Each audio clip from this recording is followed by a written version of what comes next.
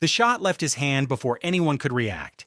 It was February 27, 2013, Madison Square Garden, the most famous arena in basketball, and a skinny kid from Davidson College, a player most scouts had written off as too fragile, too small, too limited to ever be a cornerstone in this league, stood at the three-point line and made 11 shots from behind the arc. 11. The crowd went silent in a way crowds almost never go silent, not in defeat, in awe, but to understand what that moment meant and why the entire NBA would spend the next decade trying to recover from it, we need to go back to the beginning. Not to that night at Madison Square Garden, not even to Stephen Curry. We need to go back to a franchise that hadn't won a championship in 40 years, playing in front of half-empty arenas in Oakland, losing seasons bleeding into losing seasons, a team so irrelevant that free agents demanded extra money just to consider signing there. This is the story of how the Golden State Warriors didn't just build a dynasty, they broke the NBA and rebuilt it in their own image. The Warriors of the early 2000s were a cautionary tale. Dysfunction in the front office, mismanagement on the court, a rotating door of coaches, players, and bad decisions. Between 1994 and 2013, they made the playoffs exactly once. Once. In nearly 2 decades, the Golden State Warriors were the NBA's definition of irrelevance. Then ownership changed. In 2010, Joe Lacob and Peter Guber purchased the franchise and immediately understood the scale of what they had inherited. Not just a bad team, a broken culture. They began recruiting differently, thinking differently, and in 2012 they hired a first-time head coach named Mark Jackson who started to build something nobody in the league could yet see. That something was a first-round draft pick from the Warriors who had nearly lost his career before it began. Ankle injuries plagued his first 3 seasons. Doubts followed him everywhere. When the Warriors signed him to a 4-year, $44 million extension in 2012, much of the basketball world considered it an overpay for a fragile, unproven guard who could shoot but couldn't stay healthy. They were wrong about almost everything except the shooting. Bill Simmons, writing about that contract at the time, noted that even the Warriors seemed unsure what they actually had, a franchise player hidden inside a body that kept breaking down. The $44 million deal, Simmons observed, would either look like a bargain or a cautionary tale within 2 years. It became the most important contract in the history of the franchise. The night at Madison Square Garden changed the conversation. 54 points.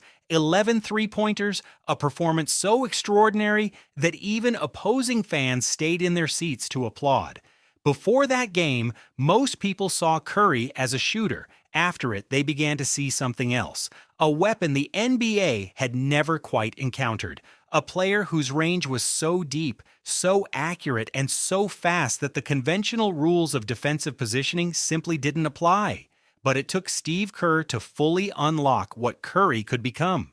Kerr arrived in 2014 as head coach with a philosophy built around movement, spacing, and unselfishness, principles that sounded simple and were almost impossibly difficult to execute at the highest level. He brought Alvin Gentry to focus on offense and Ron Adams to build the defense. He installed a system that put the ball in constant motion and placed Curry at the center of everything. The results were immediate. The 2014-15 Warriors finished 67-15, their best record in franchise history. They defeated LeBron James and the Cleveland Cavaliers in 6 games to win their first championship in 40 years. The city of Oakland wept. The basketball world took notice. And then Curry did something that had never been done before. The 2015-16 season is still discussed in hushed tones by basketball analysts. Curry made 402 three-pointers, shattering his own record. He scored 30.1 points per game. He shot 45.4% from three-point range. He led the league in scoring and steals simultaneously. He became the first unanimous MVP in the history of the award, and the Warriors won 73 games, surpassing the 1995-96 Chicago Bulls and Michael Jordan to set the greatest regular season record in NBA history, 73 wins. The number felt impossible. It still feels impossible. Jackie McMullen, the veteran NBA journalist and author, described that Warriors season as something that forced the entire basketball world to recalibrate what was achievable, not just for a team, but for an individual player operating at a level of shooting consistency that the sport had never seen. And then they blew a 3-1 lead in the finals. Let that sentence settle. The greatest regular season team in NBA history, up 3-1 against LeBron James and the Cleveland Cavaliers, lost 3 consecutive games. Draymond Green's suspension after a flagrant foul in Game 5 proved decisive. Curry, nursing a knee injury, was a shadow of himself in the final games. Cleveland won. The Warriors became the first team in finals history to squander a 3-1 advantage. It should have broken them. It did not. Instead, the Warriors made a move that changed the balance of power in the NBA so dramatically that the effects are still being debated today. They signed Kevin Durant. Durant had spent 9 seasons in Oklahoma City building toward what everyone assumed was his own dynasty, a 2-time scoring champion, an MVP, one of the 5 best players alive. And on July 4th, 2016, he chose Golden State. The basketball world erupted. Critics called it the most lopsided roster in NBA history. Twitter burned. LeBron James watched from Cleveland and said nothing publicly. What could be said? The Golden State Warriors now had 4 players, Curry, Durant, Klay Thompson, and Draymond Green, who would each have been the best player on most other franchises in the league. Michael Lee, the longtime NBA writer for The Washington Post, described the signing as something that went beyond roster construction.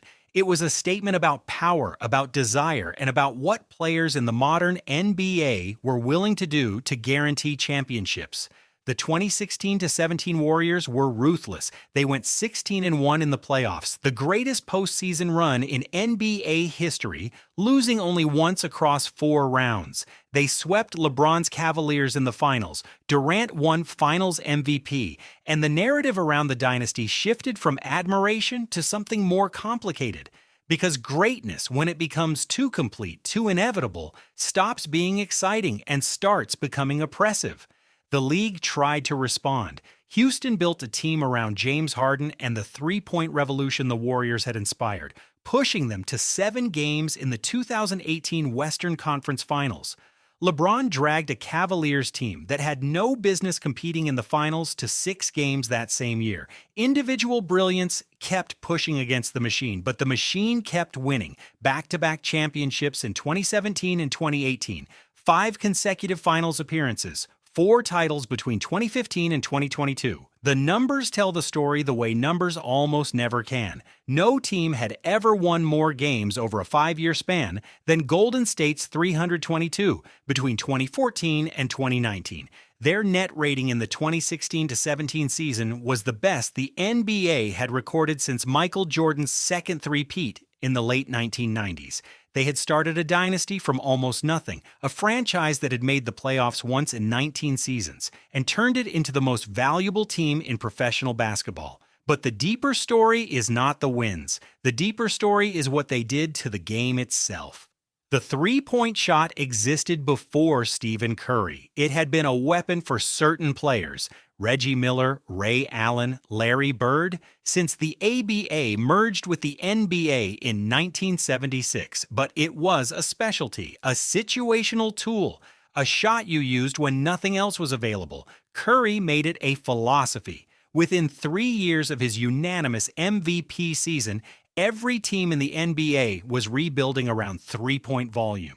Coaches were installing systems designed to generate open corner threes. Centers who couldn't shoot from distance were being phased out. The entire positional structure of professional basketball, on the structure that had existed since the sport was invented, was being dismantled and replaced by something new, something the Warriors had built. The term people used was the 3-point revolution. Others called it the Steph effect. Analysts described Curry as the Michael Jordan of the 3-point era, a player so singular that he didn't just dominate his era, he defined it, he created it, he made it impossible to imagine what came before him. By 2019, the dynasty was beginning to fracture. Durant left for Brooklyn. Klay Thompson suffered an ACL tear in the 2019 finals, then an Achilles injury the following year. The Warriors missed the playoffs in 2020 with the worst record in the NBA. The machine had stopped, but the revolution it had started could not be stopped. Every team in the NBA today plays in the shadow of what Golden State built. The three-point attempts, the pace, the positionless lineups, the emphasis on spacing over size, all of it traces back to a franchise that was irrelevant for 20 years and then, in the span of a single decade, rewrote the rules of the sport entirely. Stephen Curry was inducted into the conversation about the greatest players of all time, not through physical dominance, not through size or athleticism in the conventional sense, but through something almost philosophical. He proved that the geometry of basketball was not fixed. That space on a court could be created by the threat of a shot from distances no one had previously considered viable. The Warriors won 4 championships. They appeared in 6 consecutive finals. They broke the single-season wins record. They produced the greatest postseason run in NBA history. But their most lasting achievement is invisible on any trophy. Every kid shooting threes in a driveway at ranges that would have seemed absurd a decade ago. Every coach drawing up plays around corner threes and movement and spacing every front office building, rosters around shooting rather than size. Every team in the modern NBA playing a game that looks the way it does because of what happened in Oakland between 2015 and 2019. The Golden State Warriors didn't just break the NBA, they rebuilt it, and the sport has never looked the same since.